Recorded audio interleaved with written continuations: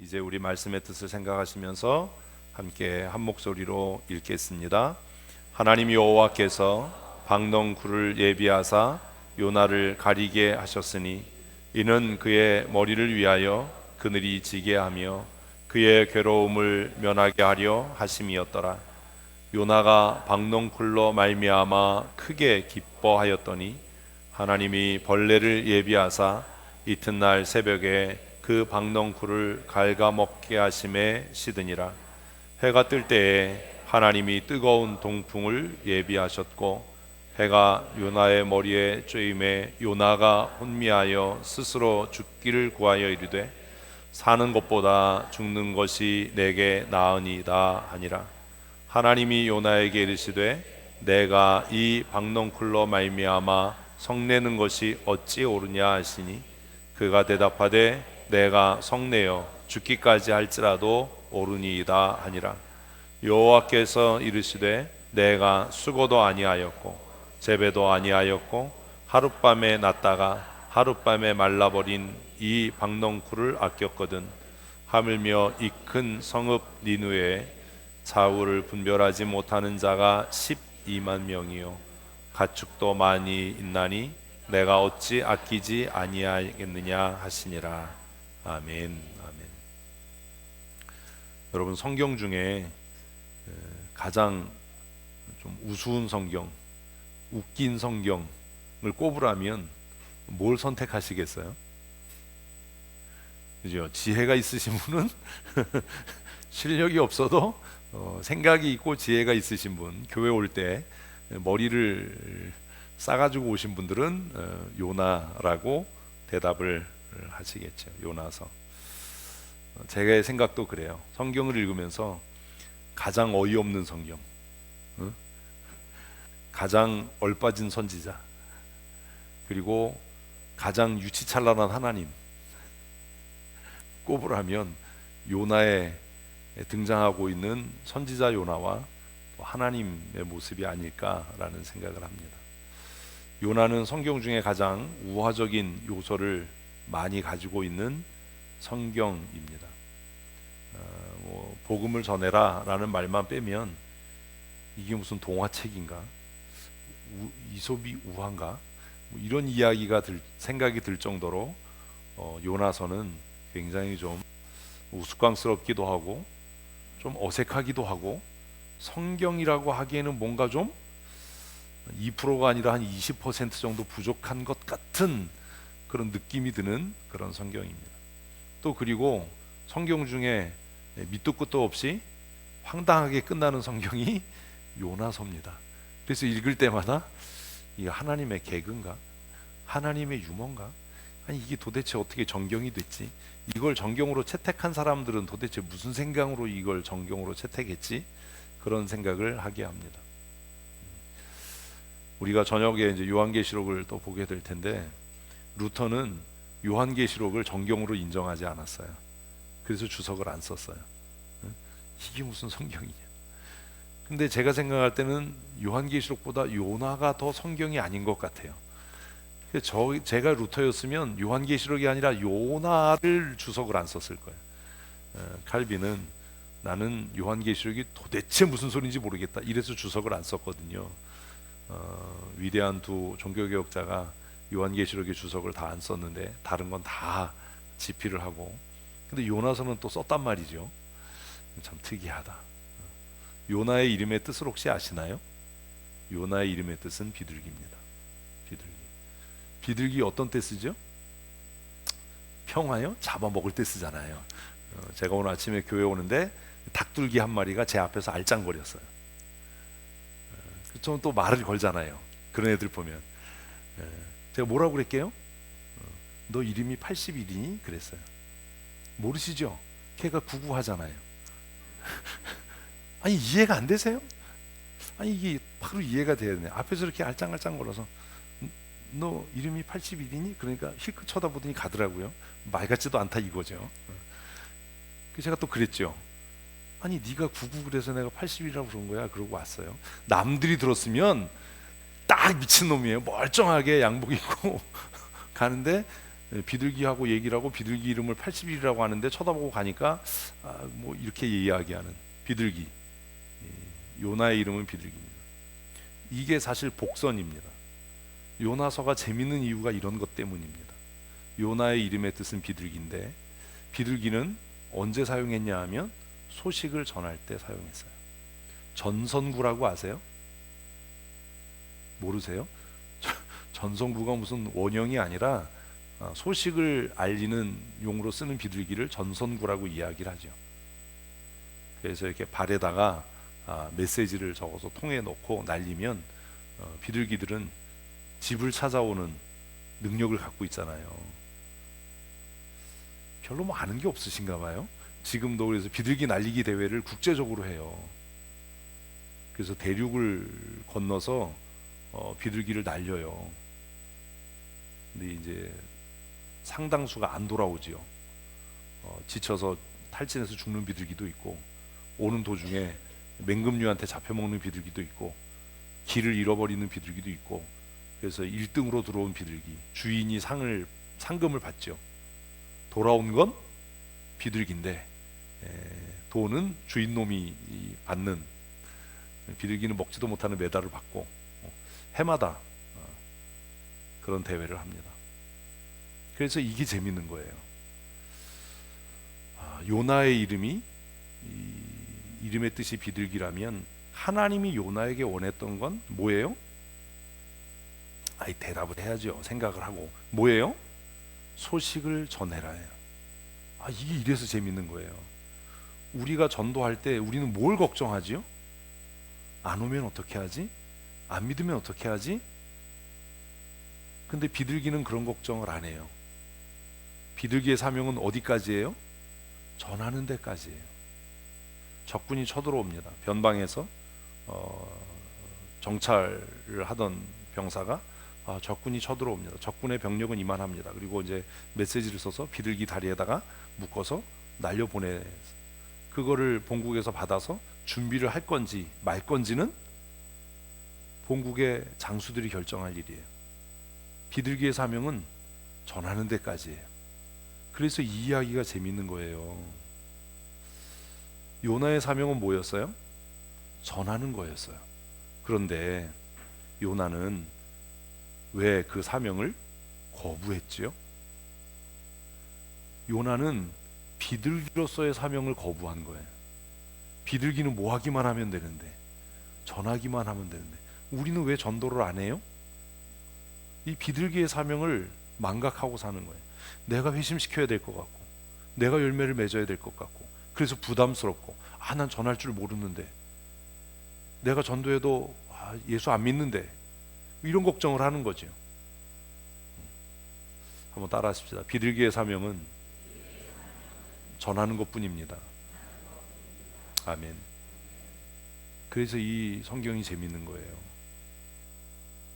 우리에게 회심시키라고 하나님이 요구하지 않아요. 우리에게 주신 사명은 그냥 전하는 것뿐이에요. 요나에게 주신 사명도 그냥 전하는 것뿐이에요. 근데 요나는 왜 그 사명을 거부했을까요? 우스운 성경이라면서요.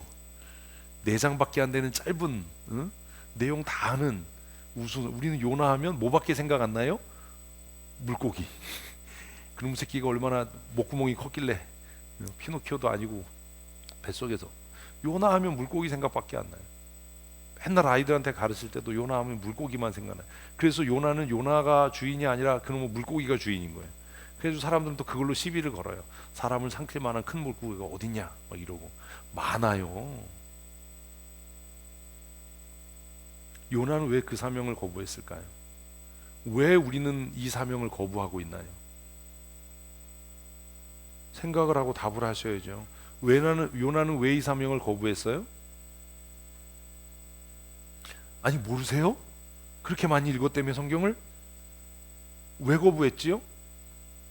자신의 사명 그 다음을 생각했기 때문이에요.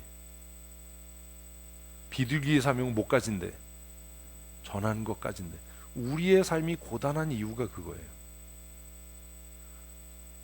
오늘 얼굴을 보니까 얼굴이 굉장히 심각한 분들도 계세요.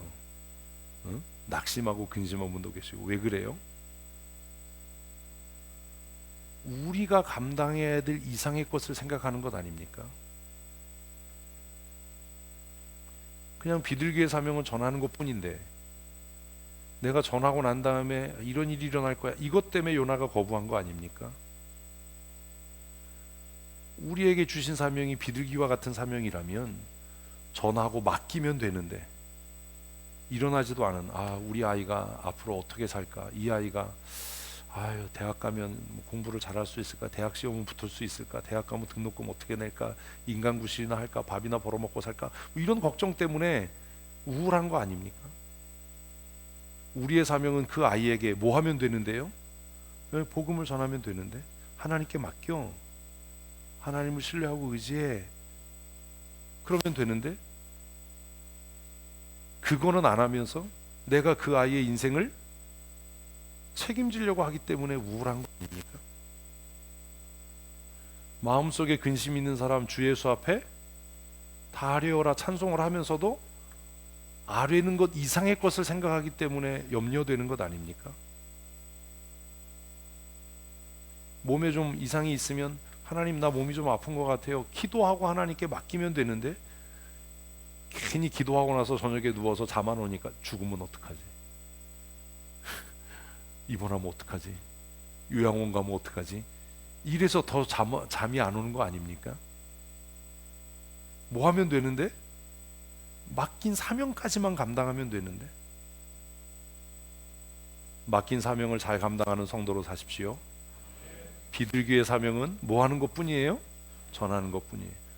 우리에게 주신 보편적인 사명은 하나님께 아뢰고 맡기는 게 전부인 줄로 믿으십시오.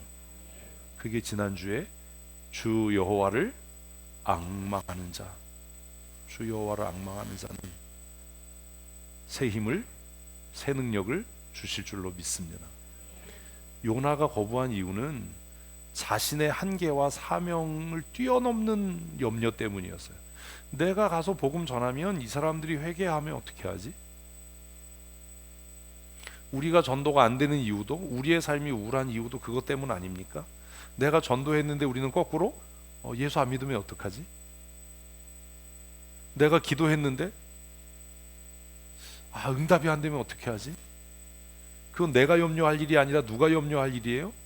하나님께서 염려하실 일 아닙니까? 믿으시면 아멘. 기도하고 난 다음에 누가 염려해야 돼요? 하나님이요. 그러니까 기도가 능력인 줄로 믿으세요. 기도 안 하니까 문제예요. 내가 말씀으로 안 사는데 내 아이가 믿음으로 살기를 원한다면 이건 바보예요. 우리 아이가 믿음 안에서 살기를 원한다면 내가 믿음으로 사는 모습을 보여야죠. 내가 해야 할 일은 안 하면서 우리 아이가 믿음이 없어요, 믿음으로 안 살아요, 이러면 뭐가 잘못된 거 아닙니까? 내가 해야 할 책임, 내가 해야 될 책무가 무엇인지를 고민해야죠. 비둘기의 사명은 목숨 걸고 뭐 하는 것 뿐이다? 전하는 것 뿐이다. 근데 요나는 전하지도 않고 앞서서 걱정하는 거예요. 내가 전했다가 이 사람들이 회개하면 어떡하지? 하나님이 이 사람들을 긍휼히 여기시면 어떻게 하지? 이런 고민.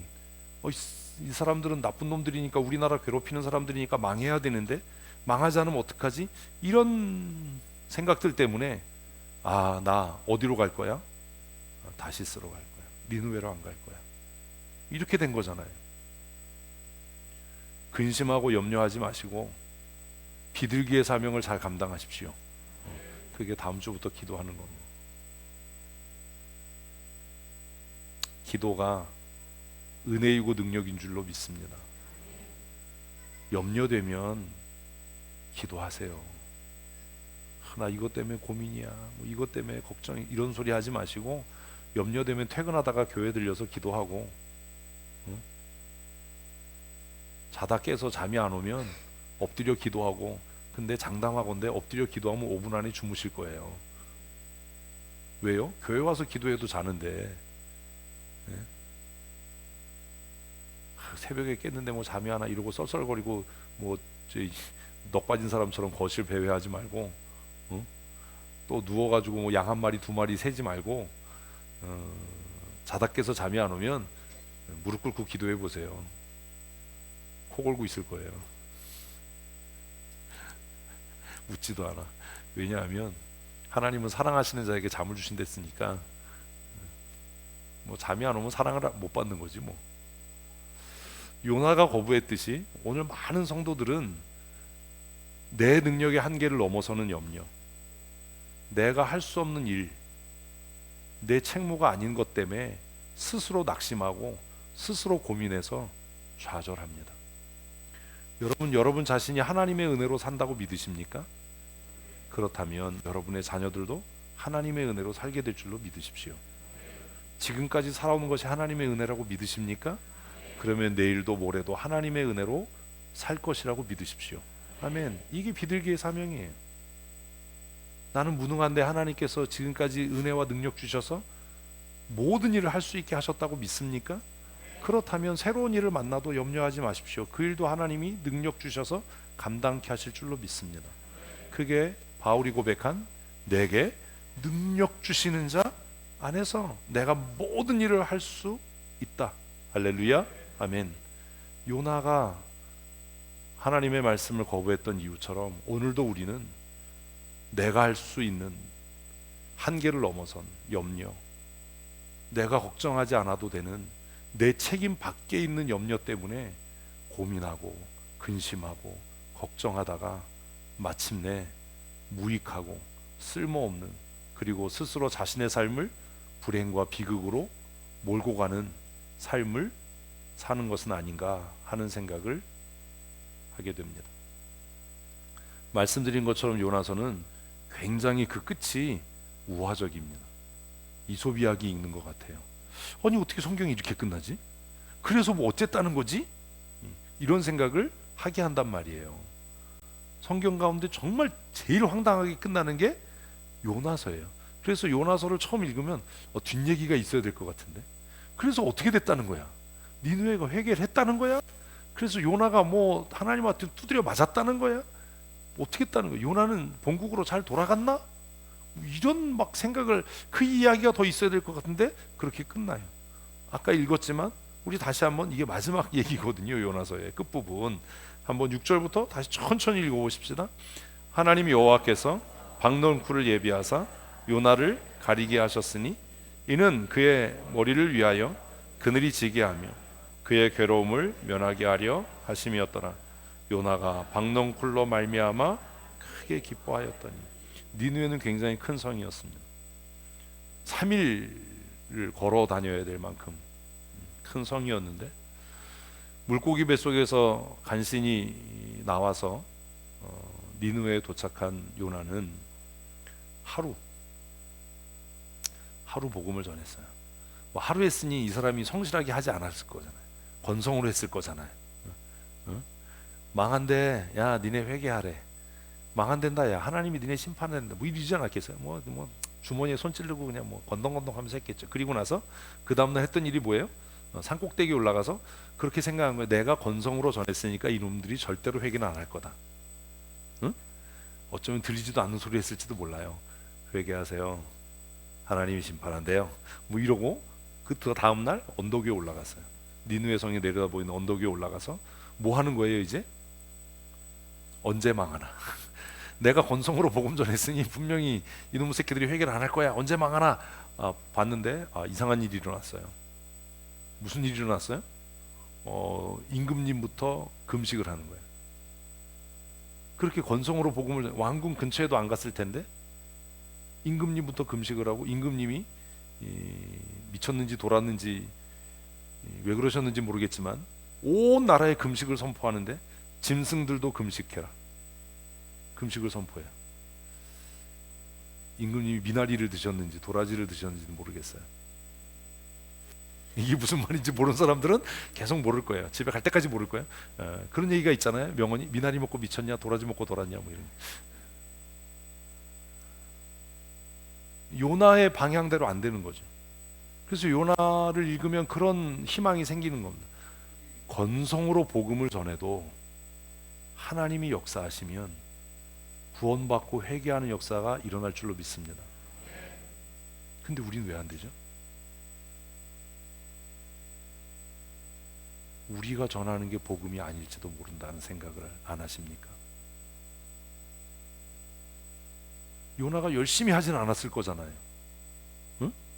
건성건성 다니면서 회개해라, 하나님이 니네 심판한다, 회개해라. 그리고 그 다음날 3일 다녀야 되는 그 성을 하루만 다니고, 그렇게 자기가 건성을 했으니까 절대로 뭐가 일어나지 않을 거야, 회개 운동이 일어나지 않을 거야. 그리고 망하는 걸 보려고 산에 올라가서, 언덕에 올라가서 언제 망하나 볼 정도인데도 하나님은 그 건성으로 전하는 비둘기의 음성을 통해 구원의 역사를 이루셨습니다. 아멘. 그렇다면 우리가 비둘기의 사명, 복음을 전하는 사명을 성실히 감당할 때 구원하시고 부흥케 하시는 은혜를 이루시는 분은 하나님이신 줄로 믿습니다. 그런 믿음이 있어야 돼요. 이쯤 됐으면 제가 생각을 해요. 내가 하나님이라면 그랬겠죠. 정신 차려 이스기야, 네가 그러고도 선지자 이스기야? 이랬을 텐데 하나님은 친절하게 햇빛이 막 내리쬐니까 요나의 머리를 시원케 하시려고 박넝쿨을 자라게. 얘가 속성으로 컸어요. 우리는 성경 읽으면서 의심도 안 해. 아니, 박넝쿨이 자라서 그늘이 들일 정도면 얼마를 커야 돼요? 며칠을 커야 되는 거예요? 참, 농사를 그렇게 지으면서도 그것도 몰랐어. 하루 이틀로는 이게 해결이 안 될 거잖아요. 근데 얘가 하룻밤 사이에 자랐거든요. 하룻밤 사이에 자라서 그늘이 드리워졌는데 요나는 의심을 안 해. 이게 무슨 공상과학 소설도 아니고 이게 무슨 이게 어떻게 성경이지? 막 이런 생각이 드는 거죠. 하룻밤 사이에 박넝쿨이 자라서 막 그냥 부채만한 잎이 생겨가지고 그늘이 졌어요. 요나는 의심도 없이 그 그늘 밑에서 너무 좋다, 그늘도 졌겠다, 이제 니네들 망하는 꼴만 지켜보면 된다, 이러고 있는 거예요. 그래서 맨 마지막 줄에 요나가 박넝쿨로 말미암아 크게 기뻐했다. 나 같으면 크게 이상하다, 이게 어떻게 하룻밤에 자라냐, 뭐 이랬을 텐데 믿음도 좋아. 이럴 땐 또 믿음이 좋아요. 크게 기뻐했다.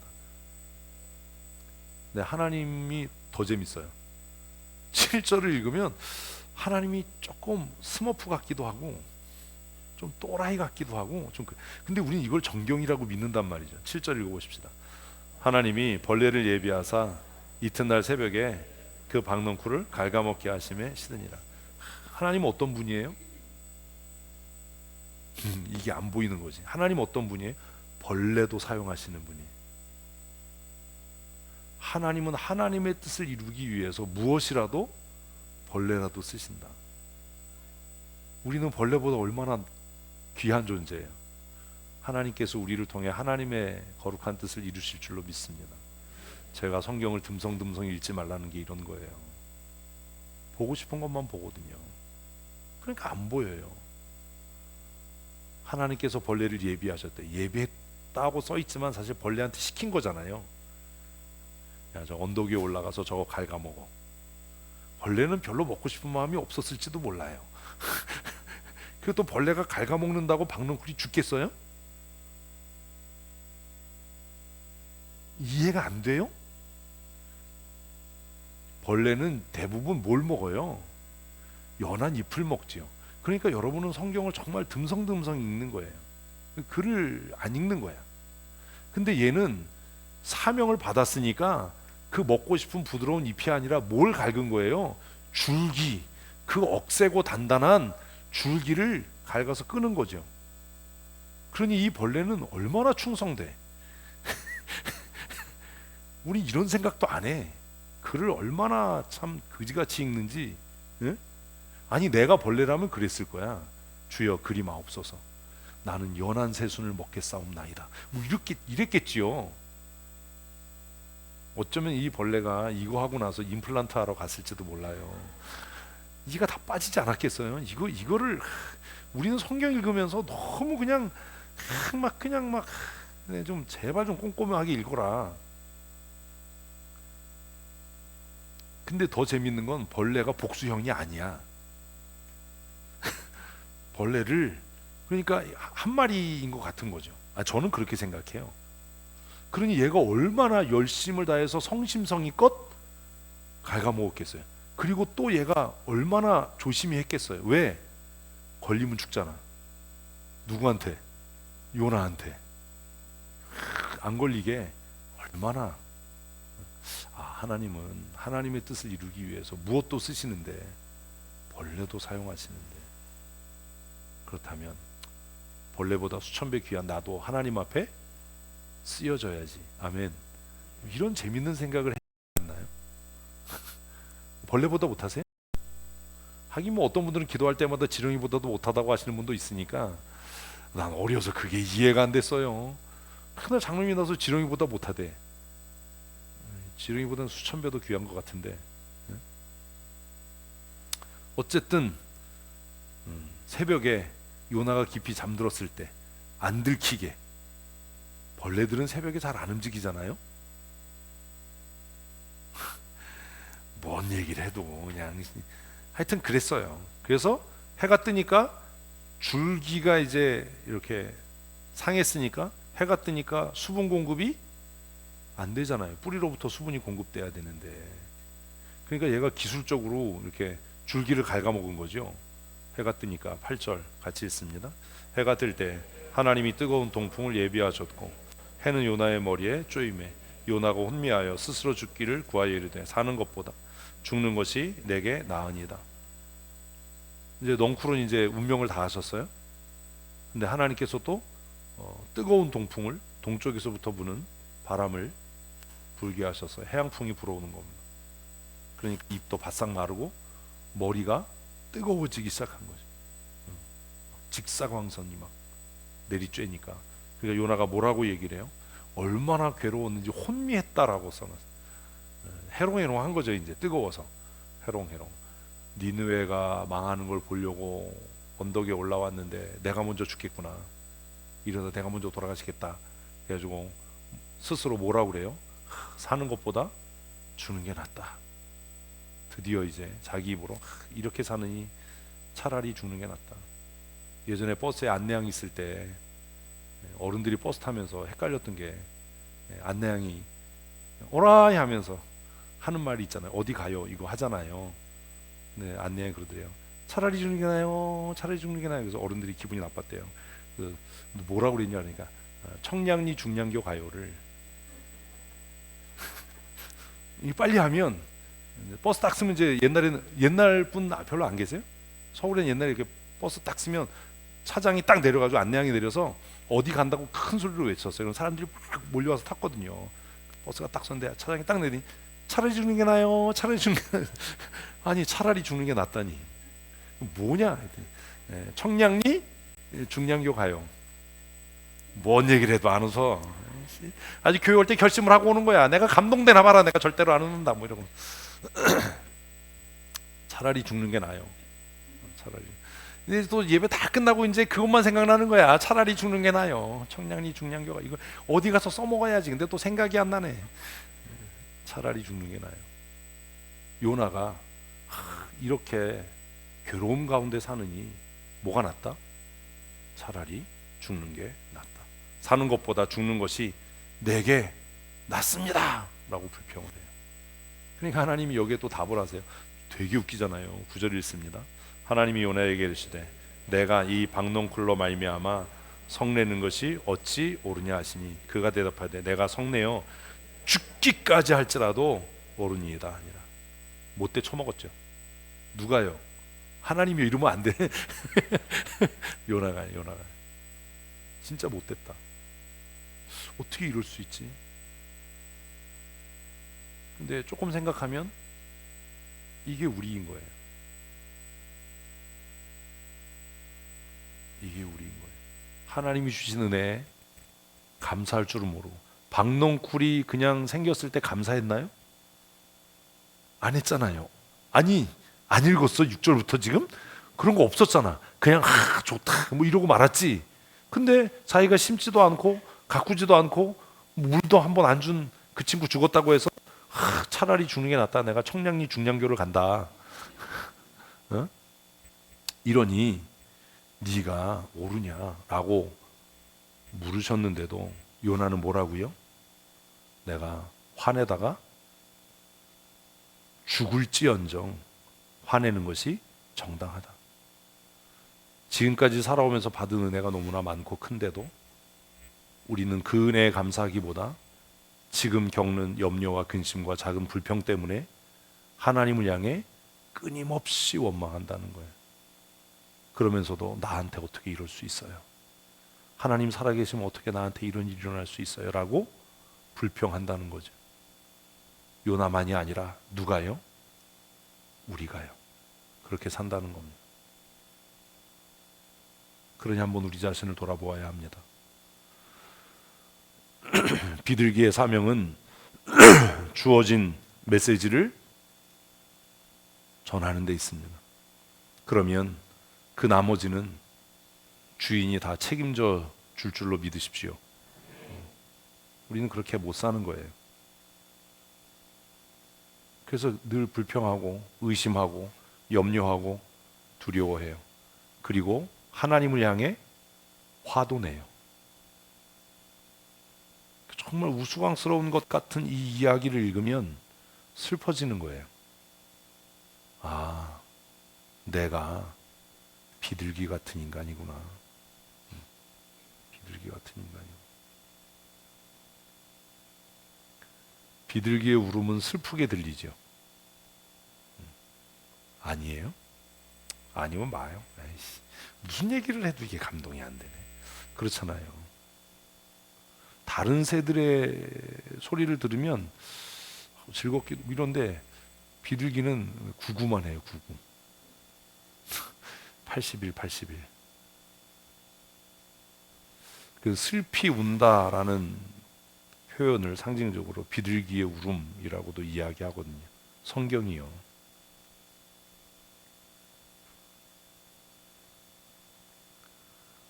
요나를 묵상하면서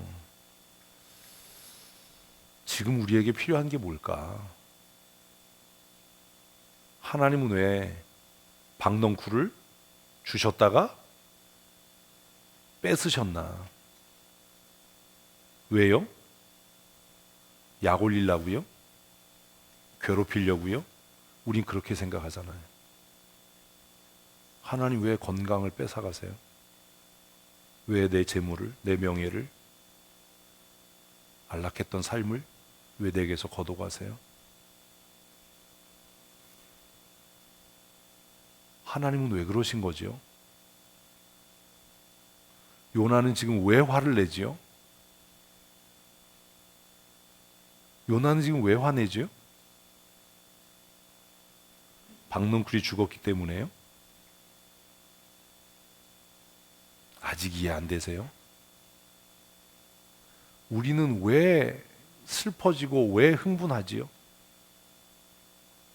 왜 하나님을 향해 원망하지요? 왜 염려하고 근심하지요? 생각하고 고민해 보세요. 10절 읽습니다. 여호와께서 이르시되 내가 수고도 아니하였고 재배도 아니하였고 하룻밤에 났다가 하룻밤에 말라버린 이 박넝쿨을 아꼈거든. 너 아무것도 안 했어. 심지도 않았고 재배도 안 했고 물 한 번 주지 않았어. 그냥 이 박넝쿨이 하룻밤에 났다가 하룻밤에 말라버렸다고 해서 네가 분노할 수 있냐? 화낼 수 있냐? 그게 정말 정당하냐? 하나님 왜 나에게 이런 시련을 주시나요? 라고 불평하고 나는 앞으로 어떻게 살아야 되나요? 라고 염려하는 것이 정당하냐? 그게 과연 옳으냐? 라는 질문을 오늘 우리에게 하는 것 아닙니까? 너의 불순종의 태도가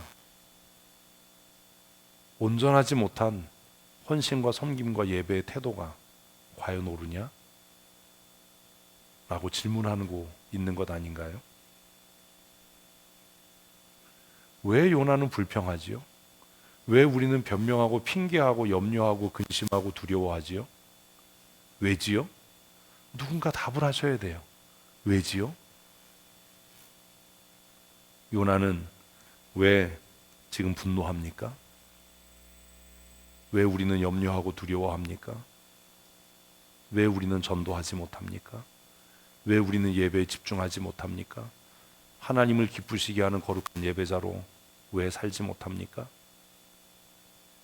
왜 그러지요?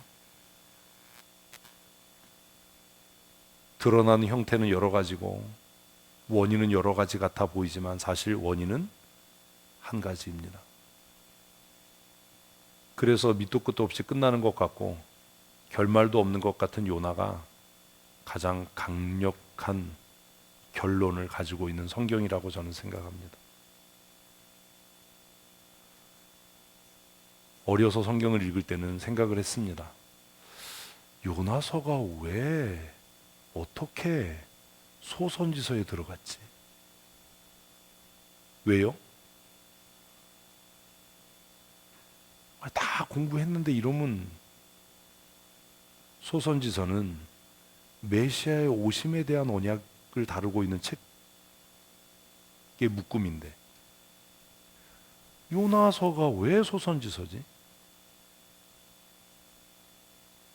그러니까 여러분들이 항상 저하고 신앙생활하고 성경을 연구하면서 왜 반복해서 얘기하지 하찮게 생각하는 그게 지금 여러분 발목을 잡는 거예요. 반복해서 이야기할 때 저거 했던 건데 왜 또 하지? 다 아는 건데 하나도 모르는 거예요. 왜 그렇게 성경 구조를 율법서, 역사서, 선지서, 대선지서, 소선지서 이거 왜 그렇게 설명했는지 그때 설명을 한 10번쯤 했을 텐데 귀담아 들었어도 요나서 읽으면서 저와 같은 고민을 하겠죠. 아니 요나의 내용을 보면 이건 메시아의 오심과 아무런 관계가 없어 보이는데 이게 어떻게 소선지서냐. 더 나가서 이걸 정경이라고 할 수 있나 라는 정말 어리석은 생각을 했는데 성경에 대해서 좀 이제 눈이 떠지기 시작하면서 요나는 소선지서 중에 핵심이다. 소선지서 중에 가장 강력한 메시지를 담고 있는 게 요나다라고 저는 개인적으로 생각해요. 소선지서 중에 가장 강력한 메시지를 담고 있는 것이 호세아 같잖아요. 힘써 여호와를 알자 이런 밑줄 빡 꺼놓고. 근데 요나서는 밑줄 칠 게 없어. 물고기 나올 때 밑줄을 그어야 되나? 어디에 밑줄을 쳐야 되니? 목사님도 요나서 설교하면 맨날 회개하라는 얘기밖에 안 해. 네? 하나님 말씀대로 안 살면 물고기 만난다. 삶의 고난을 만난다. 뭐 이런 얘기. 그럼 저는 이제 속으로 그러는 거죠.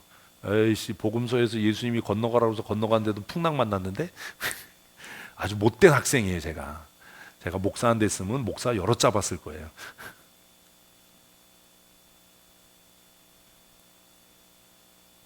요나서의 결론은 11절이에요. 그런데 이 11절이 소선지서 중에 가장 강력한 말씀이라고 저는 생각해요. 같이 읽습니다. 하물며 이 큰 성읍 니느웨에는 좌우를 분별하지 못하는 자가 12만여 명이요 가축도 많이 있나니 내가 어찌 아끼지 아니하겠느냐 하시니라. 이게 요나서의 결론이거든요. 어떤 소선지서의 말씀보다도 강력해요.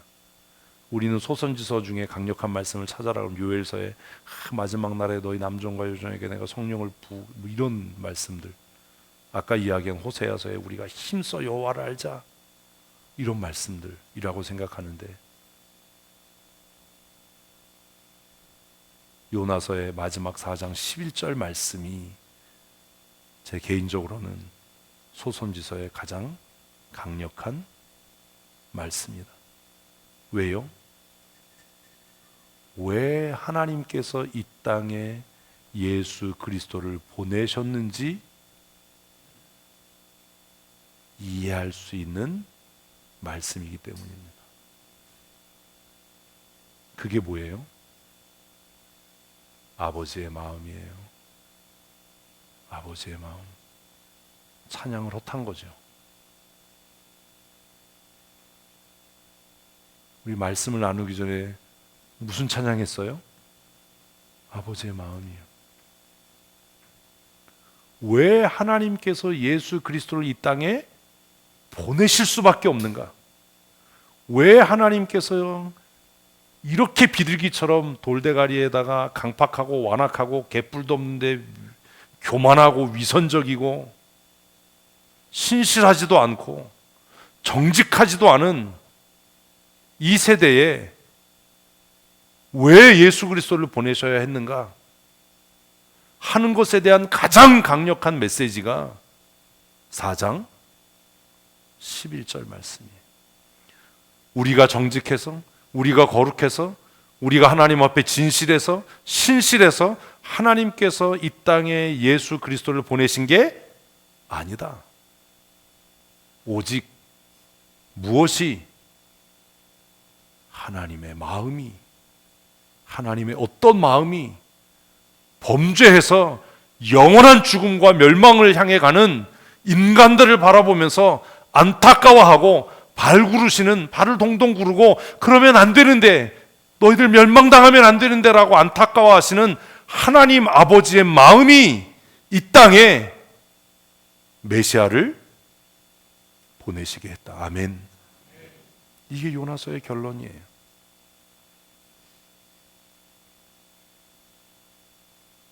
요나서를 읽으면서 다시 생각하게 되는 겁니다.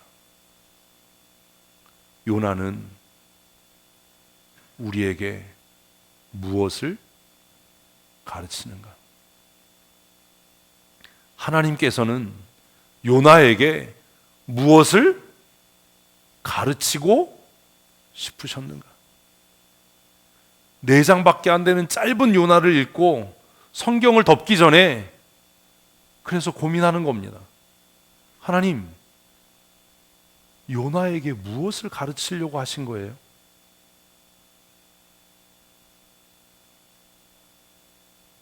이렇게까지 굳이 하시는 이유가 뭐예요?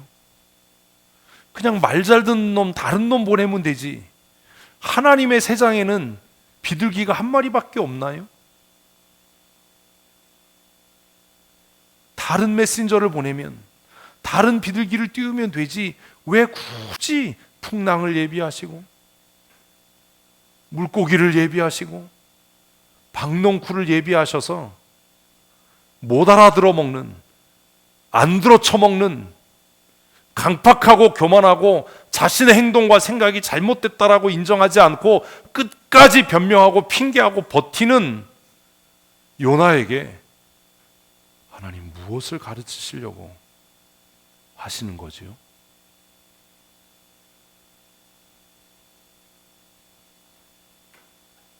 목회를 하면서 그런 마음이 들 때가 있어요. 야, 징그럽게 말 안 들어 처먹는다. 응? 죄송합니다. 야, 어떻게 저렇게 한결같을 수 있나? 아주 한결같게 똥고집이다. 그러다가 어느 날 그런 생각이 들죠. 그래봐라, 그래봐야 뭐 너만 지옥 가지. 지옥 가나 마나 뭐 내가 가냐, 네가 가지. 에이, 이제 못 본 척 해야지 그냥. 너는 네 길 가고 나는 내 길 가야지. 뭐 이러다가도 마음이 안타까워지는 거예요. 저러다 두들겨 맞지. 지금은 기운 있고 힘 있으니까 그러지. 저러다가 늙고 병들면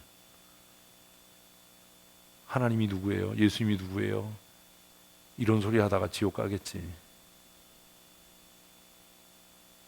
지금도 저런데 나이 들면 조금 불편하다고 예배 안 나올 거고, 조금 힘들다고 뭐 내가 어떻게 신앙생활해요 뭐 이럴 거고, 그러다 인생 끝나겠지.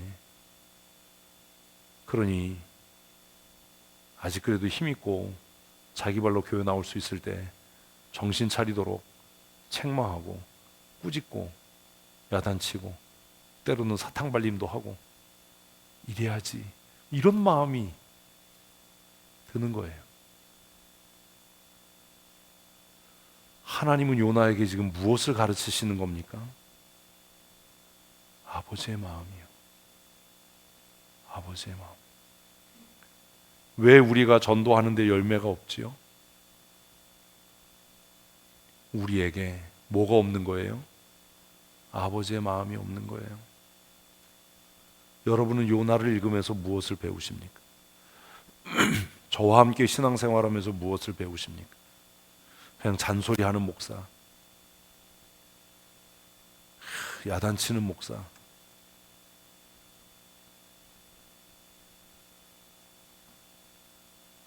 그게 전부가 아니라 나를 보고 안타까워하시는,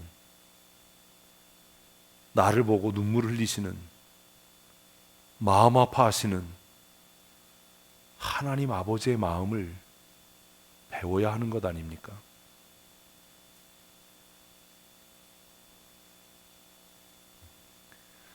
요나가 하룻밤에 말라버린 박넝쿨을 보면서 안타까워하고 마음 아픈 것이 니느웨에 죽어있는 영혼들을 보면서 안타까워하는 하나님의 마음에 견줄 수 있겠습니까? 답을 하십시오. 있습니까? 제가 여러분을 향해서 책망하고 꾸짖고 안타까워하는 이 안타까움이 여러분의 그릇된 신앙의 태도와 여러분의 위선적이고 잘못된 신앙의 태도를 보면서 안타까워하는 하나님의 마음에 견줄 수 있겠습니까? 얼마나 하나님께서 마음이 아프시면 저를 통해 책망하고 꾸짖게 하시겠습니까?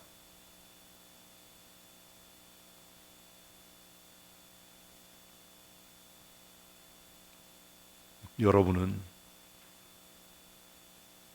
신앙생활하면서 무엇을 배우고 있습니까? 성경 공부할 때 제가 왜 쓰지 말라고 그러는지 아세요? 그거 백날 써도, 첫날을 쓰고 만날을 써도 성경의 지식은 알 수 있을지 모르지만 죽었다 깨나도 하나님 아버지의 마음은 알 수 없을 겁니다.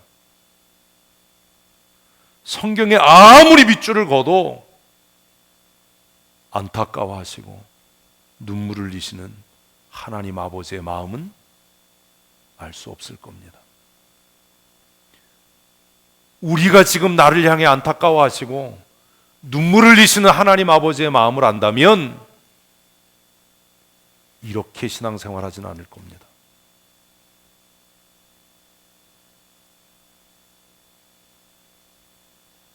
니느웨 백성들을 보면서 눈물을 흘리시는 독생하신 아들 예수 그리스도를 이 땅에 보내실 수밖에 없는 하나님 아버지의 마음을 안다면 요나는 3일길의 니느웨를 하루만 건성으로 그렇게 복음 전하지 않았을 겁니다.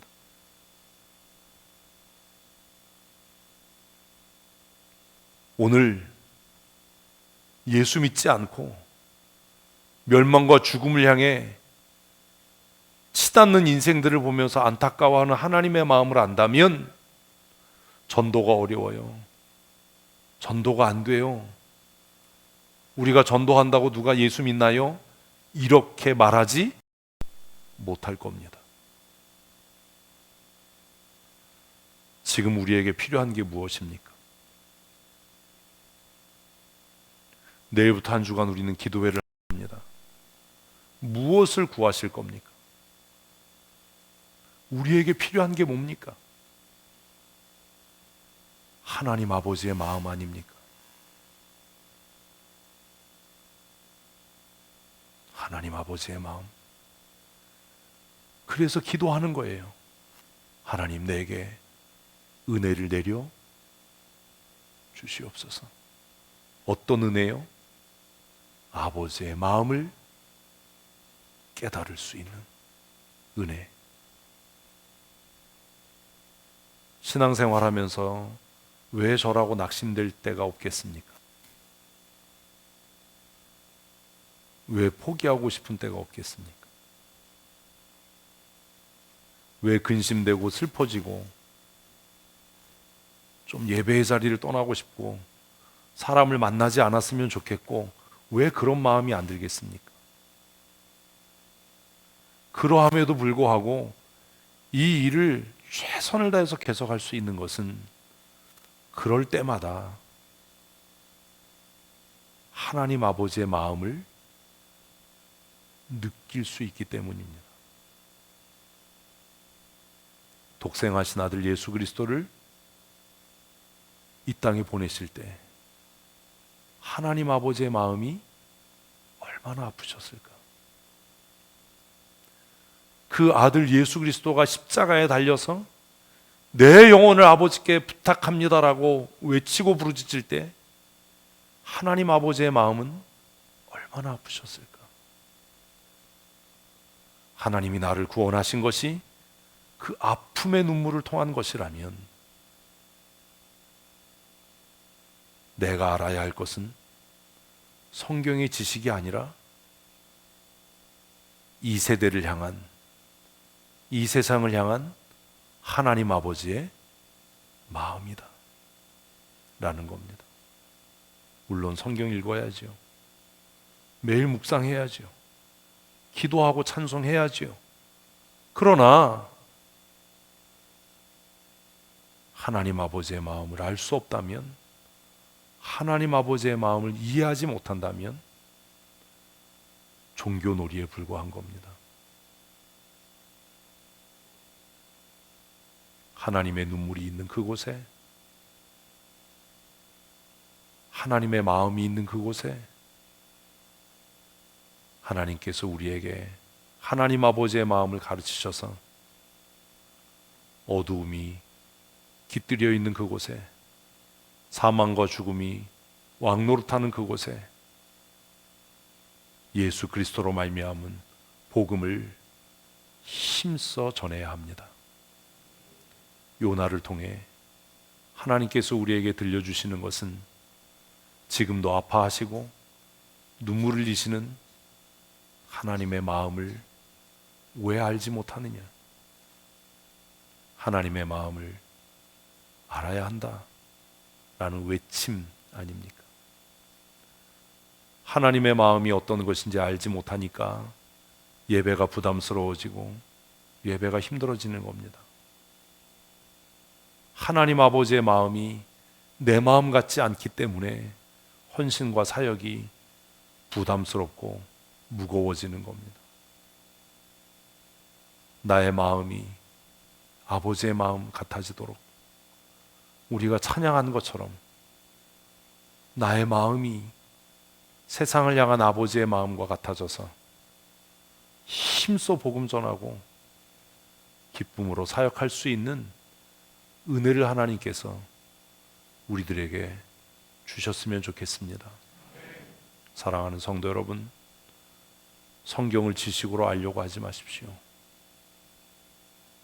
성경을 아는 지식은 우리를 교만하게 할 뿐이고 더욱 우리의 마음을 완악하고 강팍하게 할 뿐이어서 우리의 눈에서 회개의 눈물이 마르게 하고 변명과 핑계로 악에서 돌아서지 않는 패역한 삶을 살게 할지 모르지만 말씀을 통해 나로 인해 근심하시고 나로 인해 슬퍼하시고 죽음을 향해 가는 영혼들을 보면서 안타까워하시는 하나님 아버지의 마음을 우리가 배운다면 우리의 눈에서 회개의 눈물이 마르지 않고 기쁨과 감사가 넘치는 은혜의 삶을 살게 될 줄로 믿습니다. 우리 이 시간 말씀을 생각하시면서 함께 기도하십시다. 하나님, 나에게 하나님 아버지의 마음을 가르쳐 주시옵소서. 하나님 아버지의 마음으로 세상을 보게 하여 주시옵소서. 우리 함께 기도하겠습니다. 우리의 죄를 위하여 고난당하시고 십자가에 못 박혀 물과 피를 쏟으시고 우리를 거룩한 하나님의 자녀 되게 하신 우리 구주 예수 그리스도의 크고 놀라우신 은혜와 독생하신 아들 예수 그리스도를 이 땅에 우리 범죄한 죄인들을 위해 보내시고 그를 십자가의 대속의 제물 삼으신 아버지 하나님의 크고 놀라우신 사랑하심과 우리 가운데 임재하셔서 교통하시며 우리 각 사람의 마음을 회복해 하셔서 선한 양심으로 살게 하시되 아버지의 마음을 깨달아 알아 늘 애통하며 하나님의 은혜를 구하며 회개하는 눈물로 은혜의 보좌 앞에 날마다 담대히 나가게 하시는 성령 하나님의 강권적인 역사하심과 위로하심과 교통하심과 충만케 하시는 은혜가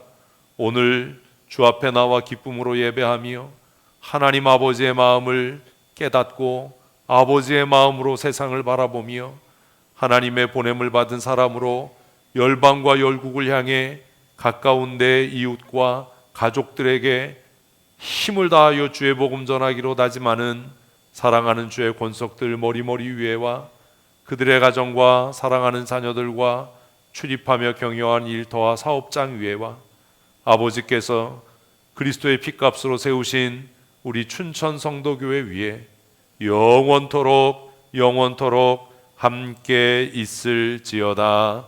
아멘.